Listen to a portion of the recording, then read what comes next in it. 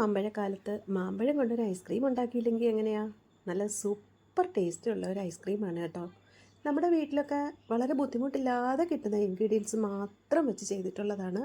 പക്ഷേ ആ ഐസ്ക്രീമിൻ്റെ അതേ ടെക്സ്ചറിൽ, നല്ല ഫ്ലേവറിൽ, നല്ല ടേസ്റ്റിൽ ഐസ്ക്രീം ഭയങ്കര സൂപ്പറായിരുന്നു. ഉണ്ടാക്കി കഴിഞ്ഞിട്ട് അപ്പം തന്നെ അത് പോയ വഴി അറിയാതെ തീർന്നുപോയി.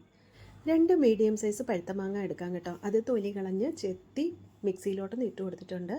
ഇനി നമ്മുടെ ആവശ്യത്തിന് മധുരത്തിന് പഞ്ചസാര ഒഴിവാക്കിയാലും കുഴപ്പമൊന്നുമില്ല, കാരണം നമ്മൾ മിൽക്ക് മെയ്ഡ് ഒഴിക്കുന്നുണ്ട്. ഇനി കുറച്ച് മിൽക്ക് മെയ്ഡും കൂടെ ഒഴിച്ചതിന് ശേഷം നമ്മുടെ അടുത്ത് വിപ്പിംഗ് ക്രീം ഉണ്ടെന്നുണ്ടെങ്കിൽ കുറച്ച് ഒരു 3-4 ടേബിൾ സ്പൂൺ വിപ്പിംഗ് ക്രീം ഇട്ട് കൊടുക്കാം. അല്ലെങ്കിൽ ഇതുപോലെ ഞാൻ ഇട്ട് കൊടുത്തത് 10 രൂപയുടെ ഐസ്ക്രീം പാക്കാണ് കേട്ടോ. ഇത് ഒരു പാക്കറ്റിന് 10 രൂപ. അങ്ങനെ 2 എണ്ണം പൊട്ടിച്ചങ്ങോട്ട് ഇട്ട് കൊടുത്തിട്ടുണ്ട്. അത് പൊട്ടിച്ചങ്ങോട്ട് ഇട്ടപ്പോഴത്തേക്ക് അത് ഫ്രീസായിരുന്ന കാരണം സ്പൂണിലെടുത്തപ്പോഴേ അത് എടുക്കാൻ പറ്റുള്ളൂ. അങ്ങനെ അതും കൂടെ ഇട്ട് കൊടുത്തിട്ട് ഒന്ന് ബ്ലെൻഡ് ചെയ്തെടുത്തതിന് ശേഷം ഈ 2 മാങ്ങയ്ക്ക് ഞാനൊരു 3/4 കപ്പ് പാലൊഴിച്ച് കൊടുക്കുന്നുണ്ട്.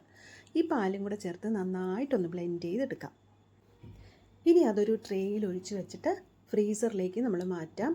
ഫ്രീസറിലോട്ട് ഒരുപാട് സമയം ആദ്യമായിട്ട് നമ്മൾ കണ്ടിന്യൂസ് ആയിട്ട് വെച്ചേക്കണ്ട. ഒരു മണിക്കൂർ വെച്ചിരുന്ന് കഴിഞ്ഞിട്ട് അതൊന്ന് എടുത്ത് കഴിയുമ്പോഴത്തേക്ക് നമുക്കതൊരു ക്രീമി പരുവത്തിലാവും. ക്രീമി എന്ന് പറഞ്ഞാൽ ഈ കുൾഫിയുടെയൊക്കെ കാട്ടിയും ഇതുപോലെ കുറച്ചുകൂടെ ഒരു കട്ടിയായിട്ടുള്ള ഒരു പരുവം. ആ പരുവത്തിൽ എടുത്തിട്ട് ഒന്നുകൂടെ ആ മിക്സിയുടെ ജാറിലൊന്ന് ബ്ലെൻഡ് ചെയ്യാം. നന്നായിട്ട് ഒന്നുകൂടെ ബ്ലെൻഡ് ചെയ്യുമ്പോഴത്തേക്ക് നമുക്ക് ആ ഐസ്ക്രീമിൻ്റെ ടെക്സ്ചർ, കാരണം നമ്മുടെ റെഫ്രിജറേറ്ററിൽ വയ്ക്കുമ്പോൾ ഈ ഐസ് ക്യൂബിൻ്റെ ആ ഒരു ഇത് വരരുതല്ലോ, അതുകൊണ്ടാണ് നമ്മൾ 2ാമത്തെ പ്രാവശ്യം ഒന്നുകൂടെ ബ്ലെൻഡ് ചെയ്യുന്നത്.